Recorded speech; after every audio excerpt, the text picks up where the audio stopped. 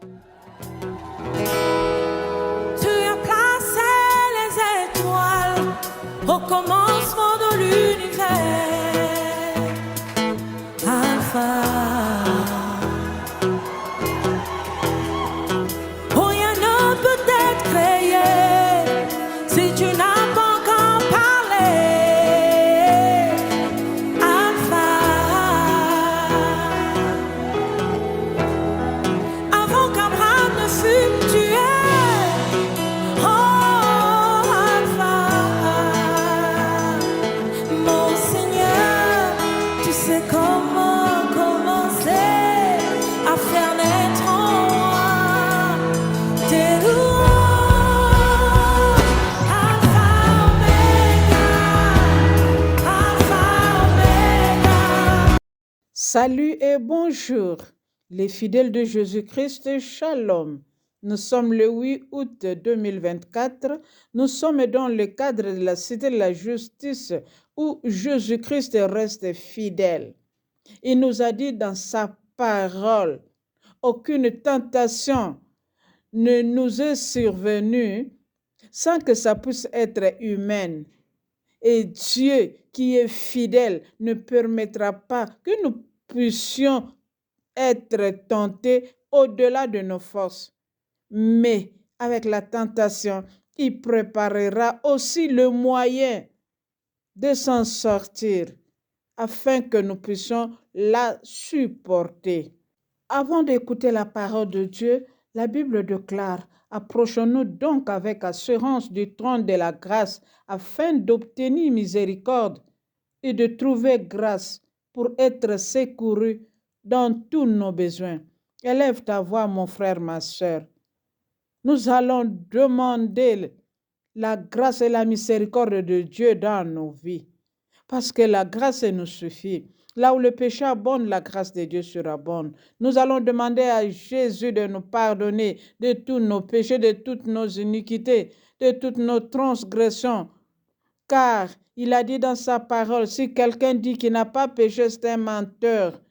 Voilà pourquoi est-ce que nous voulons reconnaître tout ce que nous avons fait de mauvais, afin qu'il puisse nous pardonner, qu'il puisse avoir pitié de nous. Jésus, c'est toi l'agneau de Dieu, c'est toi l'agneau immolé, c'est toi qui ôtes le péché du monde. Par ton sang précieux, nous voulons que tu puisses nous purifier, nous sanctifier, afin d'enlever tout le péché et que nous puissions devenir purs au-devant de toi et que nous soyons appelés justice de l'Éternel. Mon frère, ma sœur, notre Dieu est miséricordieux. Il est compatissant, lent à la colère, riche en bonté. Il est là pour nous écouter, quel que soit le péché que nous avons commis, quelles que soient les offenses envers notre Dieu, envers les autres. Il est juste et fidèle pour nous pardonner. Laisse que Jésus-Christ, l'homme de Galilée, tu puisses nous sanctifier, tu puisses nous racheter de là où on nous a amenés, là où on a amené nos esprits pour nous manipuler, nous contrôler, nous surveiller, nous imposer des difficultés, des souffrances. Toi seul, par ta grâce et par ta miséricorde, par ta faveur, que toi seul tu puisses nous racheter, et cela au nom de Jésus-Christ. Nos corps, c'est le temple du Saint-Esprit. Nous voulons que tu puisses habiter au milieu de nous, dans nos cœurs, afin de nous remplir, de nous conduire, de nous revêtir de ta puissance. Sois au contrôle de toutes choses qui vont se passer en ces lieux, car nous ne connaissons rien. C'est toi seul, notre conseiller, notre consolateur, le consolateur des âmes abattues. Viens encore une fois de plus nous convaincre du péché, de la justice et du jugement. Au nom puissant, merveilleux de Jésus-Christ, Shalom. Fidèles de Jésus-Christ, aujourd'hui nous voulons parler d'un sous-thème très important de nos vies. Je sais que tu seras soulagé. C'est tiré dans Psaume 46, verset 1. Dieu est pour nous un refuge et un secours qui ne manque jamais dans la détresse. Je sais que tu es dans la détresse, dans des difficultés, dans des souffrances. Tu es emprisonné quelque part. Écoute la parole de Dieu. Aujourd'hui, Jésus-Christ veut nous rencontrer personnellement parce qu'il est l'avocat invisible. Il est le médecin par excellence. Il est l'héros qui sauve. Il va nous sauver aujourd'hui.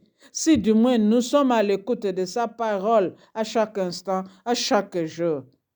La Bible déclare dans 1 Corinthiens 10, verset 13, « Aucune tentation ne vous est survenue qui n'ait été humaine, et Dieu qui est fidèle ne permettra pas que vous soyez tentés au-delà de vos forces. Mais avec la tentation, il préparera aussi le moyen pour s'en sortir, afin que vous puissiez la supporter. Bien-aimés, dans peu de temps, nous serons libérés de l'emprise des ténèbres, des prisons sataniques, des prisons sorcellériques, de là où on nous a mis pour nous manipuler, pour nous contrôler, pour nous surveiller, pour nous imposer les maladies, pour nous imposer la mort, pour nous imposer n'importe quoi. Sache que l'Éternel est là, présent aujourd'hui, dans cette exhortation. Il est présent au-devant de nous. Il nous écoute et il connaît nos problèmes. Il est le rémunérateur de ceux qui le cherchent. Fidèle de Jésus-Christ, écoute la parole de Dieu. Jésus-Christ reste toujours fidèle. Même quand nous devenons infidèles, lui, il ne ment pas. Il n'est pas un homme pour mentir, ni un fils d'homme pour se repentir. Tout ce qu'il promet, il le réalise. Il a dit dans sa parole, dans Jacques 1, à partir du 12e verset jusqu'au 14e, « Heureux l'homme qui supporte patiemment la tentation, car après avoir été éprouvé, il recevra la couronne de vie. » Il y a quelqu'un qui va recevoir la couronne de vie aujourd'hui. Bien-aimés dans le Seigneur, la Bible ajoute que personne, lorsqu'il est tenté, ne dise que c'est Dieu qui me tente. Car Dieu ne peut être tenté par le mal et il ne tente lui-même personne. Voilà pourquoi aujourd'hui, nous allons comprendre que lorsque chacun de nous est tenté, il est attiré par sa propre convoitise. Et sa convoitise enfante le péché, et le péché étant consommé produit la mort. Nous allons continuer avec l'histoire de Joseph. Quelqu'un qui était patient dans toutes les tentations. Malgré tout ce qu'on a fait dans sa vie, il n'avait jamais riposté. Il n'avait jamais vengé. Ni devant la haine, ni devant la jalousie de ses frères. Ni lorsqu'il était dans la citerne. Ni lorsqu'il était vendu chez les Madianites. Ni lorsqu'il était dans la maison de Potiphar. Tout ce que la femme de Potiphar avait fait pour Joseph, c'était un grand mal. Il ne pouvait pas supporter cela. Il ne pouvait pas avaler cela. C'était tellement amer qu'il appelait cela un grand mal.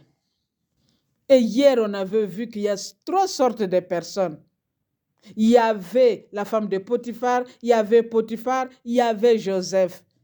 Je ne sais pas tu es à quel niveau.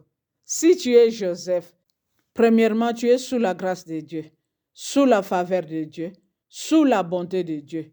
Et comme toi, tu as accepté ce que Dieu te dit, c'est-à-dire tu marches dans la crainte de l'Éternel, dans la droiture, dans la piété, dans la justice. N'importe qui peut te faire la guerre, il ne te vaincra pas. Parce que l'Éternel sera toujours avec toi pour te délivrer, pour te sauver. C'est pourquoi la Bible déclare dans Hébreux, chapitre 4, à partir du 14e verset, « Ainsi donc, nous avons un souverain sacrificateur qui a traversé les cieux. » C'est qui? C'est Jésus-Christ, le Fils de Dieu. C'est pourquoi demeurons fermes dans la foi. Il est là pour compatir à nos faiblesses. Il a été tenté comme nous et il n'avait jamais commis un péché. C'est ça, Joseph. Devant toutes les situations difficiles, devant tout le problème, il n'a jamais riposté. Il n'a jamais vengé. Il n'a jamais réagi parce qu'il connaissait qu'en lui, en son intérieur, il y avait la vision que l'Éternel lui avait donnée, il y avait la révélation qui devrait aboutir jusqu'à la fin. Et c'est ça qui devrait mettre fin à ces problèmes. Joseph connaissait que notre Dieu, il est le secours qui ne manque jamais de la détresse. Mon frère, ma soeur, quel que soit ce que nous souffrons aujourd'hui, nous ne devons pas céder au péché. Même si tu n'as pas d'argent, il ne faut pas aller à l'impudicité, à la prostitution pour aller chercher l'argent. Il ne faut pas aller à la cupidité, à la corruption pour obtenir l'argent. Parce que ce sont des bénédictions qui se font suivre de chagrin. Nous devons tenir ferme. Car la Bible déclare, celui qui craint l'Éternel et qui prend plaisir de ses commandements, sa postérité sera puissante et dans sa maison, il y aura bien-être et richesse. Élu de l'Éternel, écoute la parole de Dieu. Si tu es fidèle aux instructions de Dieu, si tu es obéissant à sa parole, tu mangeras la meilleure production du pays. Joseph, après les accusations de la femme de Potiphar, il sera jeté en prison. Mais la bonté de l'Éternel était toujours avec Joseph. Il lui accorda faveur devant le chef de prison, qui le plaça même chef de tous les prisonniers. Et même là-bas, la Bible déclare, l'Éternel lui donna de la réussite. Joseph était seul dans un pays étranger. Il ne connaissait personne. Il était même esclave. Personne ne pouvait prendre part de Joseph. Mais l'Éternel était avec lui. Il lui accorda grâce. Il fait grâce à qui il veut. Il fait miséricorde à qui il veut. Et pour accepter cela, nous avons notre part d'avoir la crainte de l'Éternel, de marcher dans la sanctification afin que nous puissions voir Dieu. Alors, quelles sont les circonstances que Joseph a vécues là-bas? Un jour, il y avait 2 officiers du roi qui avaient mal fait et le roi les a envoyés en prison. Tous 2 avaient eu des songes sans explication. C'est Joseph qui va expliquer à partir de son Dieu. L'un d'eux devrait être égorgé, mais l'autre devrait rentrer dans la cour royale après l'explication du songe. Et Joseph va lui dire, souviens-toi de moi quand tu seras heureux. Parle aussi à ma faveur à Pharaon. Mais cet officier oublia Joseph. C'est pourquoi la Bible déclare le secours de l'homme est vanité. Bien-aimés dans le Seigneur, nous devons nous confier à l'Éternel lui-même. C'est lui seul qui peut nous garantir la solution, la délivrance, la guérison, l'aisance, l'abondance. Tout ce que nous cherchons, ça se trouve auprès de lui. Comme si cela n'était pas assez, au bout de 2 ans, Pharaon lui-même va avoir 2 révélations que lui-même ne pouvait pas expliquer. C'est comme ça que l'officier va faire appel à Joseph pour venir expliquer les 2 songes du roi. Ces jours-là, tout le monde voulait devenir ami de Joseph. Un prisonnier, un esclave, un vaurien, quelqu'un qu'on ne pouvait pas considérer à cause de la grâce de Dieu, à cause de la sagesse de Dieu, à cause de la puissance de l'onction de Dieu. Joseph était demandé maintenant par le roi. Et c'est comme ça qu'on va le raser bien habillé, on va le présenter devant le roi. Et il a tout expliqué. Là où tu as été humilié, c'est là où tu seras élevé. Je ne sais pas où tu pars chercher la solution. Je ne connais pas à qui tu te confies pour te donner la solution. Nous avons un grand Dieu, un Dieu fidèle, celui qui ne ment pas, qui n'est pas un homme pour mentir, ni un fils d'homme pour se repentir. Écoute mon frère, ma soeur, ces jours-là, dans le verset 38, Pharaon avait reconnu que Joseph était animé de l'Esprit de Dieu parce qu'il était sage, il était intelligent.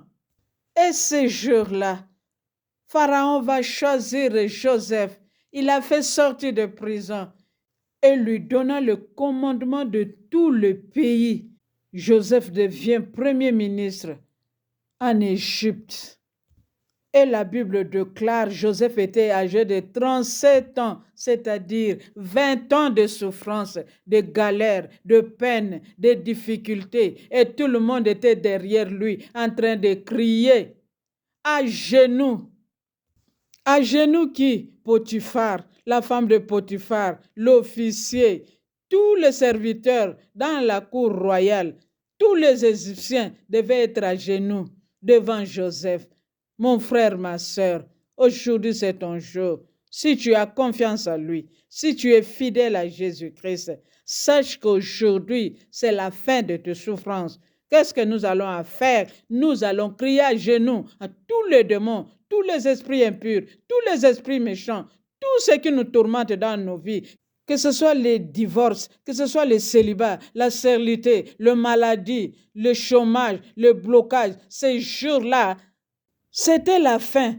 Parce que juste après, Joseph devrait se marier. Joseph a eu du travail. Joseph a eu de l'argent. Joseph a eu des enfants. Qu'est-ce que nous cherchons encore? La solution ne se trouve qu'à l'Éternel, car c'est lui le secours qui ne manque jamais dans la détresse. En conclusion, heureux l'homme qui supporte patiemment la tentation, car après avoir été éprouvé, il recevra la couronne de vie que le Seigneur a promis à tous ceux qui l'aiment. Aimes-tu le Seigneur? Élève ta voix, glorifie le Seigneur, adore-le, le Dieu Tout-Puissant. Jéhovah Sabaoth, c'est lui qui combat pour nous des combats visibles et invisibles. C'est lui qui nous donne la victoire sur tous nos ennemis. Tous les ennemis de Joseph étaient anéantis. Tous nos ennemis seront anéantis aujourd'hui. Et cela au nom de Jésus-Christ. Et aujourd'hui, nous allons chanter « Voici la fin de mes souffrances ». Si tu as la foi, dis Amen. Au nom puissant merveilleux de Jésus-Christ, Shalom. Partage cette parole à 10 et 20 personnes afin que nous soyons nombreux à hériter la vie éternelle. Shalom, shalom, shalom.